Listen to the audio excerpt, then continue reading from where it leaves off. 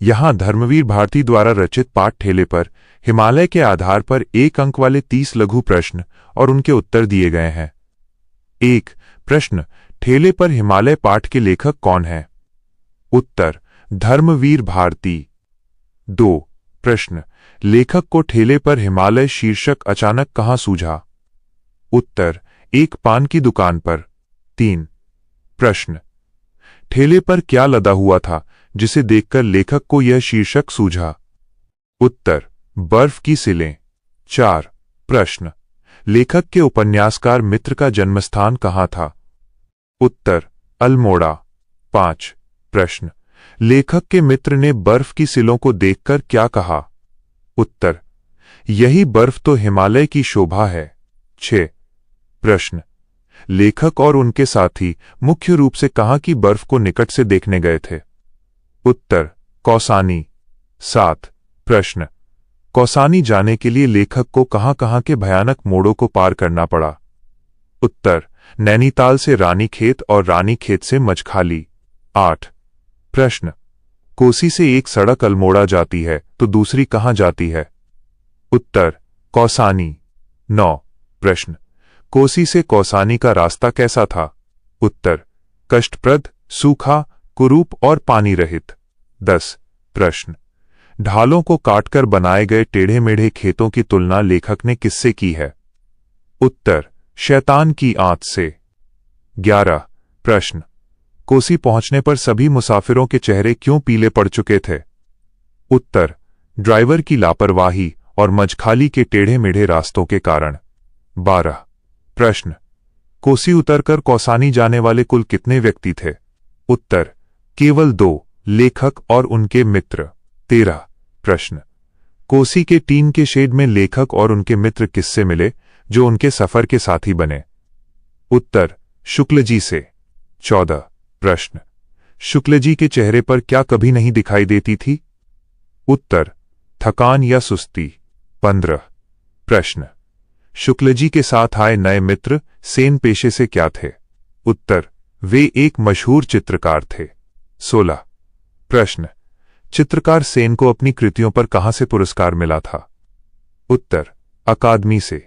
17 प्रश्न, कोसी से बस आगे बढ़ने पर लेखक को कौन सी सुंदर घाटी दिखाई दी? उत्तर, सोमेश्वर की घाटी। 18 प्रश्न, सोमेश्वर की घाटी में बहने वाली नदी का नाम क्या है? उत्तर, कोसी नदी। 19 प्रश्न, गांधी जी ने अनासक्तियोग कहां लिखा था? उत्तर, कौसानी में। 20 प्रश्न, कौसानी को किसका आभास कराने वाला स्थान कहा गया है? उत्तर, स्विट्जरलैंड का। 21 प्रश्न, कौसानी के अड्डे पर बस रुकने पर लेखक को निराशा क्यों हुई? उत्तर, क्योंकि वहां बर्फ का कहीं नामो निशान नहीं था और गांव उजाड़ सा था। 22 प्रश्न, कौसानी की पर्वतमाला ने अपने अंचल में कौन सी रंग बिरंगी घाटी छुपा रखी है? उत्तर, कत्यूर की घाटी। 23 प्रश्न, कत्यूर की घाटी की चौड़ाई लेखक ने कितनी बताई है? उत्तर, 50 मील चौड़ी। 24 प्रश्न, कत्यूर की घाटी को देखकर लेखक के मन में क्या विचार आया? उत्तर, कि यहां साक्षात किन्नर और यक्ष वास करते होंगे। 25 प्रश्न, बादलों की खिड़की से झांकते हुए शिखर को देखकर लेखक हर्ष के अतिरेक में क्या चीख उठा? उत्तर, बर्फ, वो देखो। 26 प्रश्न, हिमदर्शन के उस एक क्षण ने लेखक और उसके साथियों पर क्या प्रभाव डाला? उत्तर, उनकी सारी खिन्नता, निराशा और थकावट छूमंतर हो गई। 27 प्रश्न, डाक बेंगले के खानसामे ने बर्फ दिखने के बारे में क्या बताया? उत्तर, उसने बताया कि यहां 14 टूरिस्ट आकर हफ्तों पड़े रहे पर बर्फ नहीं दिखी। आप लोग खुशकिस्मत हैं। 28 प्रश्न, कुछ विदेशियों ने हिमालय की बर्फ को क्या नाम दिया है? उत्तर, चिरंतन हिम। 29 प्रश्न, कौसानी से 12 मील चलकर लेखक और उनके साथी दूसरे दिन कहां पहुंचे? उत्तर, बैजनाथ। 30 प्रश्न, बैजनाथ में कौन सी नदी बहती है जिसके जल में हिमालय की बर्फीली चोटियों की छाया तैर रही थी? उत्तर, गोमती नदी।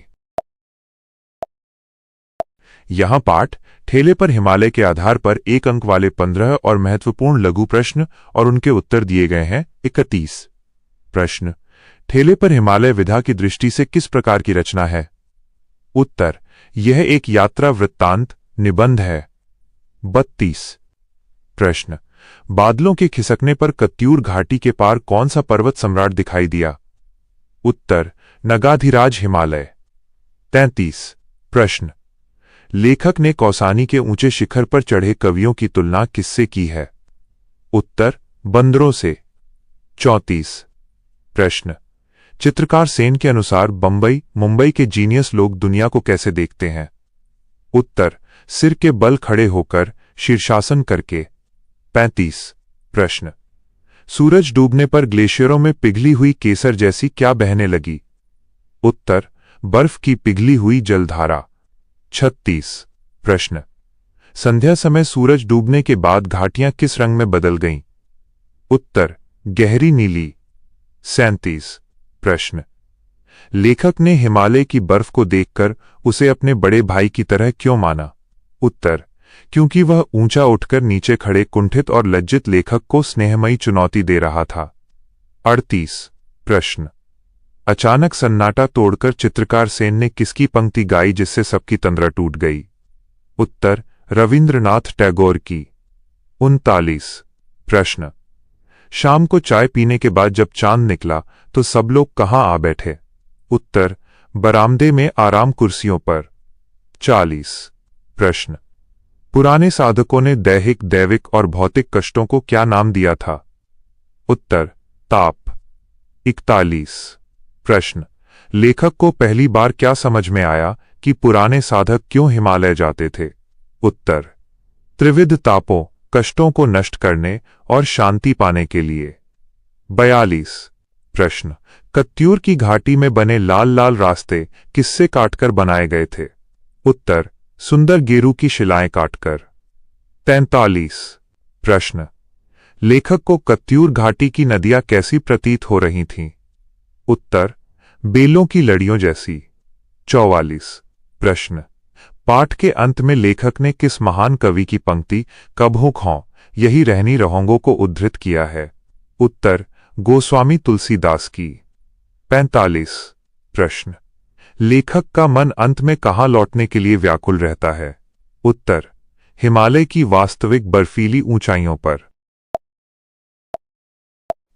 पश्चिम बंगाल बोर्ड WBBSE कक्षा 9 हिंदी के अध्याय 4 ठेले पर हिमालय लेखक धर्मवीर भारती के आधार पर 15 महत्वपूर्ण लघु उत्तरीय प्रश्न 2 अंक वाले और उनके उत्तर नीचे दिए गए हैं।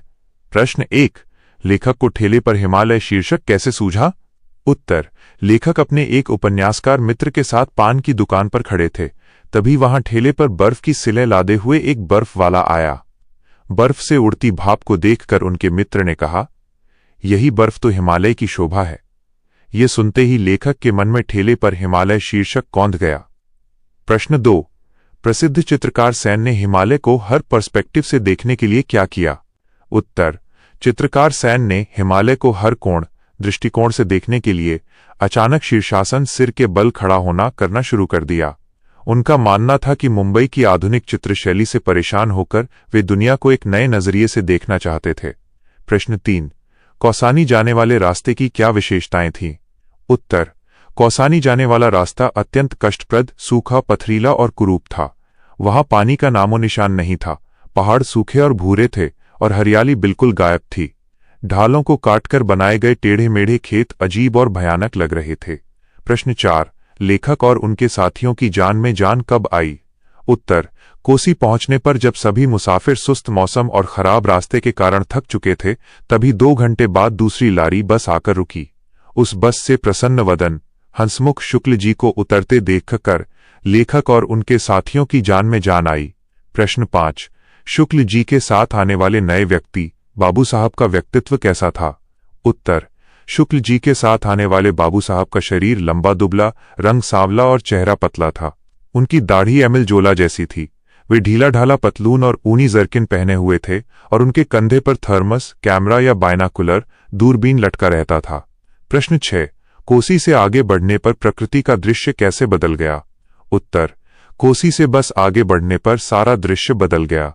अब रास्ते में सुडौल पत्थरों पर कलकल करती हुई कोसी नदी, किनारे के छोटे छोटे सुंदर गांव, हरे मखमली खेत और सोमेश्वर की सुंदर घाटी दिखाई देने लगी, जिससे रास्ता सुहावना हो गया। प्रश्न 7। कौसानी के बारे में लेखक के सहयोगी और गांधी जी ने क्या कहा था? उत्तर। लेखक के सहयोगी ने कहा था कि कश्मीर के मुकाबले कौसानी ने उन्हें अधिक आकर्षित किया है। महात्मा गांधी ने कौसानी में ही अपना अनासक्तियोग ग्रंथ लिखा था और इसे भारत का स्विट्जरलैंड कहा था। प्रश्न 8। कौसानी पहुंचने पर लेखक के मन में निराशा और क्षोभ क्यों पैदा हो गया था? उत्तर।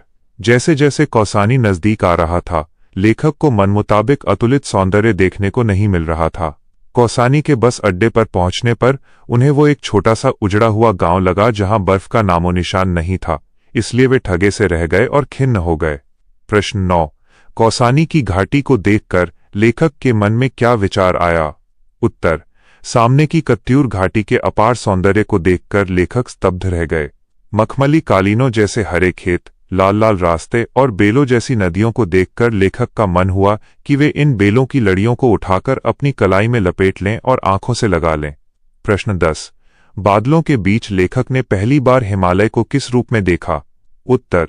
बादलों के धीरे धीरे खिसकने पर लेखक को एक छोटा सा बाल स्वभाव वाला शिखर बादलों की खिड़की से झांकता हुआ दिखाई दिया। लेखक हर्षातिरेक खुशी से चीख उठे, बर्फ! वो देखो! लेकिन वो शिखर तुरंत फिर बादलों में छिप गया। प्रश्न 11। हिमदर्शन के क्षण ने लेखक और उनके साथियों पर क्या प्रभाव डाला? उत्तर। हिमदर्शन के उस एक क्षण ने लेखक और उनके साथियों में असीम ऊर्जा भर दी। उनकी सारी खिन्नता, निराशा और थकावट छूमंतर हो गई। वे सब उत्सुक हो उठे और उनका दिल तेजी से धड़कने लगा। प्रश्न 12। डाक बंगले के खानसामा ने बर्फ देखने के संदर्भ में क्या बताया? उत्तर। डाक बंगले के खानसामा ने लेखक को बताया कि वे लोग बहुत खुशनसीब हैं। यहाँ कई बार टूरिस्ट आकर हफ्तों पड़े रहते हैं, लेकिन उन्हें बर्फ नहीं दिखती, जबकि लेखक के आते ही बादल छटने लगे और बर्फ दिखने के आसार खुल गए। प्रश्न 13। हिमालय की शीतलता ने लेखक के अंतर्मन को कैसे प्रभावित किया? उत्तर। जैसे ही हिमालय की शीतलता ने लेखक के माथे को छुआ, उनके जीवन के सारे संघर्ष, सारे अंतर्द्वंद्व और सारे संताप कष्ट नष्ट हो गए। लेखक को समझ आया कि पुराने साधकों ने सांसारिक कष्टों को ताप क्यों कहा था और वे इसे नष्ट करने हिमालय क्यों जाते थे। प्रश्न 14। सूरज ढलते समय ग्लेशियरों और घाटियों का दृश्य कैसा हो गया था? उत्तर। सूरज डूबते समय ग्लेशियरों में पिघली हुई केसर बहने लगी थी, अर्थात बर्फ का रंग सुनहरा लाल हो गया था। घाटियां धीरे धीरे गहरी नीली होने लगीं और चारों ओर एक अलौकिक सन्नाटा छा गया, जिससे सभी लोग आत्मलीन शांत हो गए। प्रश्न 15। अंत में लेखक ने तुलसीदास जी के किस पद को याद किया और क्यों? उत्तर। अंत में लेखक ने तुलसीदास जी के पद कब हों यही रहनी रहोंगो को याद किया। वे सोचते हैं कि क्या वे कभी महानगरों की भागदौड़ से दूर इन वास्तविक और पवित्र हिमशिखरों की ऊंचाइयों पर हमेशा के लिए रह पाएंगे, क्योंकि उनका मन वहीं रमता है। यहाँ ठेले पर हिमालय पाठ के आधार पर 2 अंक वाले 15 और महत्वपूर्ण लघु उत्तरीय प्रश्न तथा उनके उत्तर दिए गए हैं। प्रश्न 16। लेखक के उपन्यासकार मित्र का जन्मस्थान कहाँ था और बर्फ देखकर उनकी क्या प्रतिक्रिया हुई? उत्तर। लेखक के उपन्यासकार मित्र का जन्मस्थान अल्मोड़ा था। ठेले पर लदी बर्फ की सिलों से उठती हुई भाप को देखकर वे खोए खोए से हो गए और भावुक होकर बोले, यही बर्फ तो हिमालय की शोभा है। प्रश्न 17। लेखक ने नए कवियों और सुलालित गीतकारों को क्या व्यंग्यात्मक सलाह दी? उत्तर। लेखक ने व्यंग्य करते हुए कहा कि नए कवि इस ठेले पर हिमालय शीर्षक पर 200-300 बेडौल पंक्तियां लिख डालें। उन्होंने गीतकारों से कहा कि वे इस बर्फ को डांटकर कहें, तारांकन उतर आओ, ऊंचे शिखर पर बंदरों की तरह क्यों चढ़े बैठे हो? ओ नए कवियों, ठेले पर लादो, पान की दुकानों पर बिको। प्रश्न 18। लेखक के अनुसार जिसने हिमालय की शिखर रेखा को दूर से देखा है, उसके मन पर क्या प्रभाव पड़ता है? उत्तर। लेखक के अनुसार जिसने 50 मील दूर से भी बादलों के बीच चांद तारों से बात करती हिमालय की शिखर रेखा को या चांदनी में चमकती बर्फ को देखा है, उसके मन पर हिमालय की बर्फ एक ऐसी खरोंच गहरी याद छोड़ जाती है जो हर बार याद आने पर कसक पैदा करती है। प्रश्न 19। मचकाली के टेढ़े मेढ़े रास्ते पर ड्राइवर ने मुसाफिरों की क्या हालत कर दी थी? उत्तर। मचकाली का रास्ता बेहद खतरनाक और घुमावदार था। उस पर बस का ड्राइवर नौसिखिया और लापरवाह था, उसने बस को इस तरह चलाया कि कोसी पहुंचते पहुंचते डर और थकावट के मारे सभी मुसाफिरों के चेहरे पीले पड़ चुके थे। प्रश्न 20। शुक्ल जी को देखकर लेखक और उनके मित्र को कैसा महसूस हुआ? उत्तर। शुक्ल जी एक बेहद हंसमुख और उमंग से भरे व्यक्ति थे। लेखक के अनुसार ऐसा सफर का साथी पिछले जन्म के पुण्यों से ही मिलता है। उन्हें देखते ही लेखक और उनके साथी की सारी थकान और सुस्ती कपूर गायब हो गई। प्रश्न 21। चित्रकार सैन के बारे में शुक्ल जी ने क्या परिचय दिया? उत्तर। शुक्ल जी ने बताया कि सैन उनके शहर के मशहूर चित्रकार हैं जिन्हें अकादमी से उनकी कृतियों पेंटिंग्स पर पुरस्कार मिला है। वे उसी पुरस्कार के पैसों से घूमकर अपनी छुट्टियां बिता रहे हैं। प्रश्न 22। सोमेश्वर की घाटी को पार करते समय लेखक के मन में निराशा क्यों छाने लगी थी? उत्तर। जैसे जैसे बस कौसानी के नजदीक सिर्फ 6 मील दूर आ रही थी, लेखक को वो जादुई और अतुलित सौंदर्य दिखाई नहीं दे रहा था जिसके बारे में उन्होंने सुना था। नदी, घाटी और खेत सुंदर तो थे, लेकिन वे अत्यधिक प्रशंसा के योग्य नहीं लग रहे थे, इसलिए लेखक निराश होने लगे। प्रश्न 23। कत्यूर की घाटी को देखकर लेखक ने उसे किसकी वासभूमि, रहने की जगह माना? उत्तर। 50 मील चौड़ी, हरी मखमली कालीनों जैसे खेतों और लाल लाल रास्तों वाली कत्यूर की रंग बिरंगी सुंदर घाटी को देखकर लेखक को लगा कि ये इतनी अलौकिक है कि यहाँ अवश्य ही किन्नर और यक्ष वास करते होंगे। प्रश्न 24। कौसानी की घाटी की पवित्रता को देखकर लेखक के मन में क्या भाव जागा? उत्तर। वह घाटी इतनी सुकुमार, सुंदर, सजी हुई और निष्कलंक पवित्र थी कि लेखक को लगा कि इस धरती पर पैर रखने से पहले जूते उतार देने चाहिए, पांव पोंछ लेने चाहिए और फिर आगे बढ़ना चाहिए ताकि उसकी पवित्रता भंग न हो। प्रश्न 25। बादलों के बीच से अचानक बर्फ का टुकड़ा दिखने पर लेखक की क्या दशा हुई? उत्तर। बादलों के बीच अटके उस बर्फ के टुकड़े को देखकर लेखक को विस्मय का एक झटका लगा। वे हर्षातिरेक अत्यधिक खुशी से चीख पड़े, तारांकन बर्फ! वो देखो! उनके मन की सारी निराशा और थकावट तुरंत गायब हो गई और उनका दिल जोरों से धड़कने लगा। प्रश्न 26। अब समझे यहाँ का जादू। यह कथन किसका है और इसका क्या संदर्भ है? उत्तर। यह कथन शुक्ल जी का है। जब कौसानी पहुंचकर लेखक शुरुआत में निराश हो गए थे, लेकिन बाद में बादलों के हटने पर जैसे ही हिमालय के दिव्य दर्शन हुए तो शुक्ल जी ने शांत भाव से मुस्कुराते हुए लेखक की अधीरता पर यह बात कही। प्रश्न 27। सामान रखने के बाद लेखक, उनकी पत्नी और साथियों ने बरामदे में बैठकर क्या देखा? उत्तर।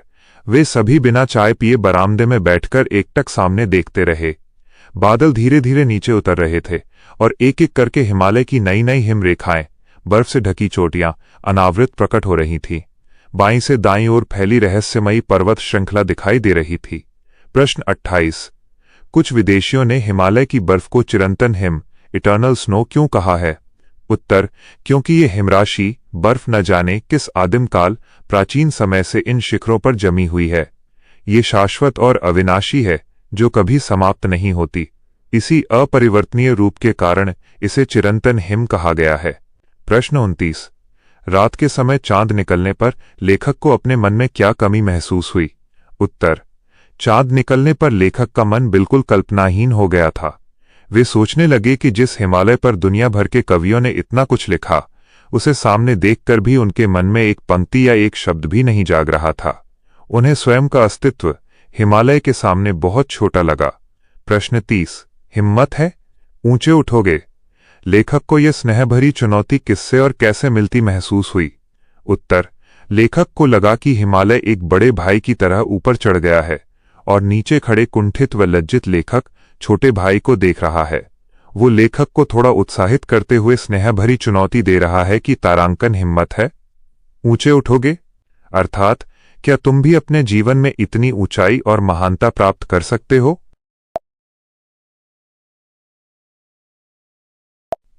दिए गए पाठ ठेले पर हिमालय, लेखक धर्मवीर भारती के आधार पर 5 अंकों के स्तर के 6 महत्वपूर्ण लघु उत्तरीय शॉर्ट आंसर प्रश्न और उनके उत्तर नीचे दिए गए हैं। ये प्रश्न मुख्य रूप से पाठ के महत्वपूर्ण विचारों, दृश्यों और लेखक के अनुभवों पर केंद्रित हैं। प्रश्न 1। लेखक को ठेले पर हिमालय शीर्षक एकाएक कैसे सूझा? इसका क्या महत्व है? उत्तर। लेखक धर्मवीर भारती अपने एक मित्र, उपन्यासकार और गुरुजन के साथ एक पान की दुकान पर खड़े थे। तभी वहां एक बर्फ वाला आया जिसके ठेले पर बर्फ की बड़ी बड़ी सिलें लदी हुई थीं। उस ठंडी चमकती हुई बर्फ से भाप उड़ रही थी। लेखक के मित्र, जो अल्मोड़ा के रहने वाले थे, उस बर्फ को देखकर खो गए और बोले, यही बर्फ तो हिमालय की शोभा है। मित्र के इन शब्दों को सुनते ही लेखक के मन में कौंध गया कि जो हिमालय की अमूल्य सुंदरता है वो आज यहां एक ठेले पर बिक रही है। इसी विरोधाभास के कारण उन्हें ठेले पर हिमालय शीर्षक सूझा। यह शीर्षक इस बात का प्रतीक है कि हम महानगरों में रहकर प्रकृति के वास्तविक और विशाल रूप से दूर हो चुके हैं और मात्र बर्फ के टुकड़ों से अपने मन को बहलाते हैं। प्रश्न 2। कौसानी जाते समय कोसी से आगे के रास्ते का वर्णन लेखक ने किस प्रकार किया है? उत्तर। लेखक के अनुसार कोसी से कौसानी तक का रास्ता बेहद कष्टप्रद, सूखा और विरूप था। रास्ते में पानी का कहीं नामो निशान नहीं था। चारों ओर सूखे भूरे पहाड़ थे और हरियाली गायब थी। पहाड़ों की ढालों को काटकर बनाए गए टेढ़े मेढ़े खेत एकरस और नीरस लग रहे थे, जिन्हें लेखक ने शैतान की आंत की उपमा दी है। इसके अलावा मचकाली के खतरनाक मोड़ों पर एक नौसिखिया और लापरवाह बस ड्राइवर ने यात्रियों की हालत इतनी खराब कर दी थी कि कौसानी पहुंचते पहुंचते सभी मुसाफिरों के चेहरे डर और थकान से पीले पड़ चुके थे। यह सफर मानसिक और शारीरिक दोनों रूप से अत्यंत थका देने वाला था। प्रश्न 3। कौसानी पहुंचने पर लेखक और उनके साथियों की निराशा अचानक अपार सौंदर्य में कैसे बदल गई? उत्तर। जब लेखक कौसानी के बस अड्डे पर उतरे तो उन्हें वहां चारों ओर सूखा और उजाड़ गांव दिखा। बर्फ का कहीं नामो निशान नहीं था, जिससे वे अत्यंत खिन्न और निराश हो गए। वे सोचने लगे कि वे बुरी तरह ठगे गए हैं। लेकिन जैसे ही वे बस से उतरकर आगे बढ़े, सामने की घाटी को देखकर वे स्तब्ध रह गए। उनके सामने कत्यूर की रंग बिरंगी घाटी फैली हुई थी, जिसमें हरे मखमली कालीन जैसे खेत, सुंदर गेरू की शिलाएं काटकर बने लाल लाल रास्ते और आपस में उलझती बेलों जैसी नदियां थीं। इस अचानक दिखे जादुई और अपार प्राकृतिक सौंदर्य ने उनकी सारी निराशा को पल भर में दूर कर दिया। प्रश्न 4। लेखक ने बादलों के बीच से नगाधिराज हिमालय के दर्शन का जो अनुभव साझा किया है उसका वर्णन कीजिए। उत्तर। कौसानी में घाटी को देखते समय चारों ओर बादल छाए हुए थे। अचानक बादलों के बीच लेखक को एक ऐसी चीज दिखी जो अटल थी और जिसका रंग न पूरी तरह सफेद था, न रूपहला और न हल्का नीला, बल्कि तीनों का आभास दे रहा था।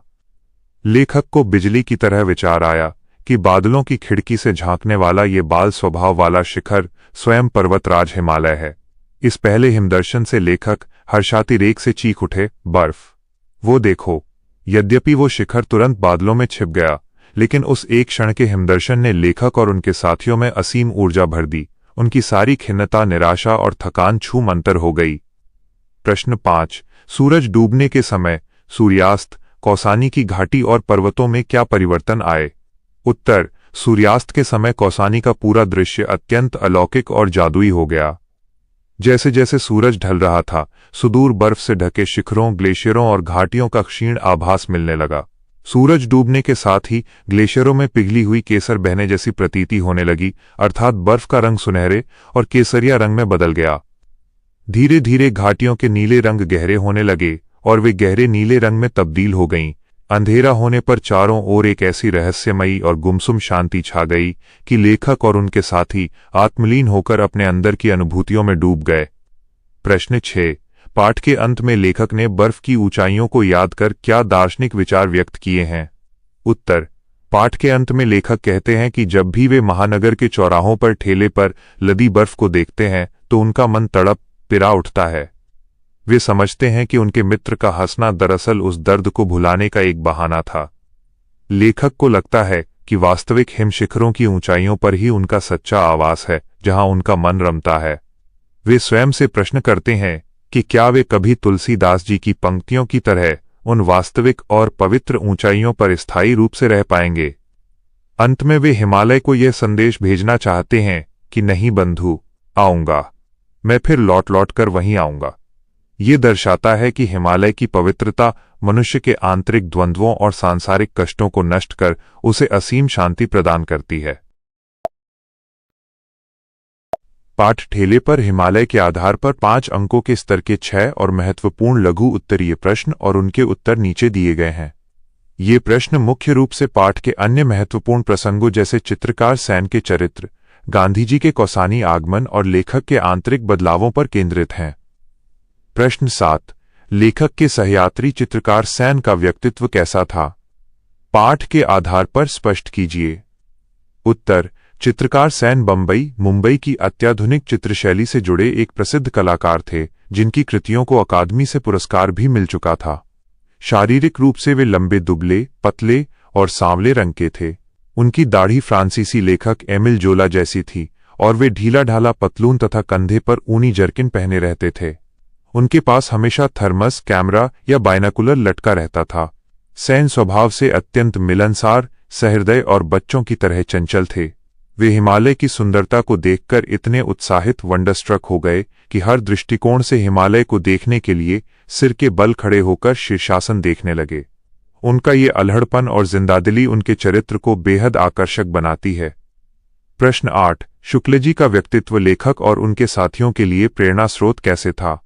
उत्तर, शुक्लजी एक अत्यंत सहृदय, उत्साही और आदर्श यात्रा संगी थे। यात्रा की तमाम कठिनाइयों, जैसे कोसी से कौसानी तक के सूखे और थका देने वाले रास्ते के बावजूद, शुक्लजी के चेहरे पर कभी थकान या सुस्ती की एक शिकन तक नहीं दिखी।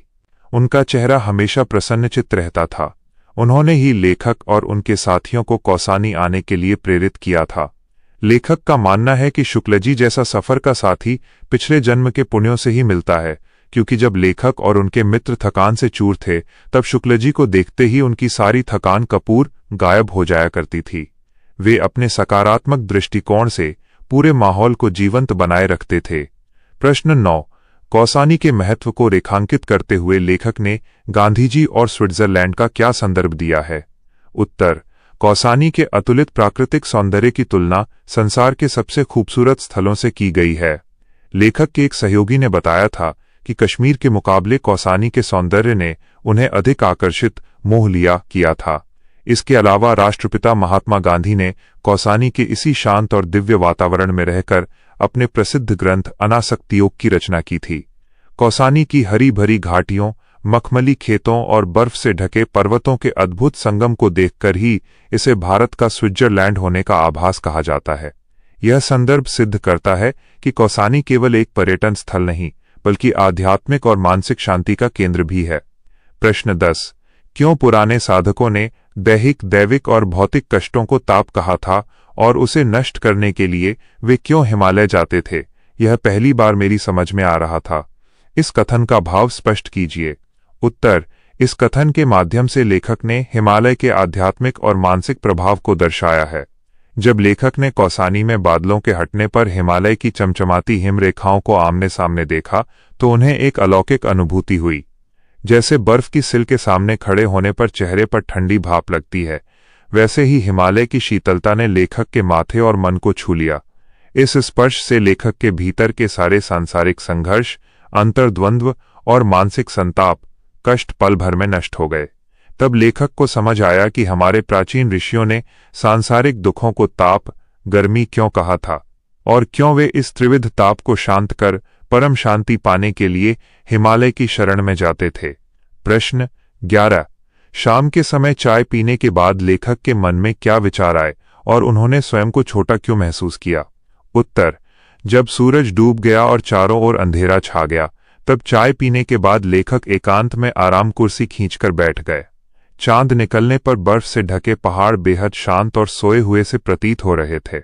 उस विराट और शाश्वत सौंदर्य के सामने लेखक को अपना मन बिल्कुल कल्पनाहीन और छोटा महसूस होने लगा। लेखक सोचने लगे कि इस हिमालय को देखकर महान कवियों ने न जाने क्या क्या लिख डाला, लेकिन उनके मन में एक पंक्ति, यहाँ तक कि एक शब्द भी नहीं जाग रहा था। इस हिम सम्राट हिमालय की असीम विशालता के सामने लेखक को अपनी मनुष्यता और अपनी क्षमताएं अत्यंत तुच्छ और छोटी लगने लगीं। प्रश्न 12, बैजनाथ के दर्शन का लेखक पर क्या प्रभाव पड़ा? पाठ के अंतिम प्रसंग के आधार पर लिखिए। उत्तर, यात्रा के दूसरे दिन लेखक घाटी में नीचे उतरकर 12 मील दूर बैजनाथ पहुंचे, जहां गोमती नदी बहती है। बैजनाथ में गोमती की उज्ज्वल और स्वच्छ जलराशि बह रही थी और उस पानी की सतह पर हिमालय की बर्फीली चोटियों की सुंदर छाया तैर रही थी।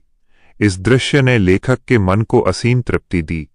यद्यपि लेखक के मन में ये कसक और असमंजस था कि वे स्वयं उन ऊंची बर्फीली चोटियों पर कब और कैसे पहुंच पाएंगे, लेकिन गोमती के जल में तैरते हुए हिमालय के उस अक्स प्रतिबिंब को देखकर उन्होंने जी भरकर उसे चूमा और मानो वे उसी सौंदर्य में पूरी तरह डूब गए। यह प्रसंग प्रकृति के साथ उनके गहरे जुड़ाव को दिखाता है।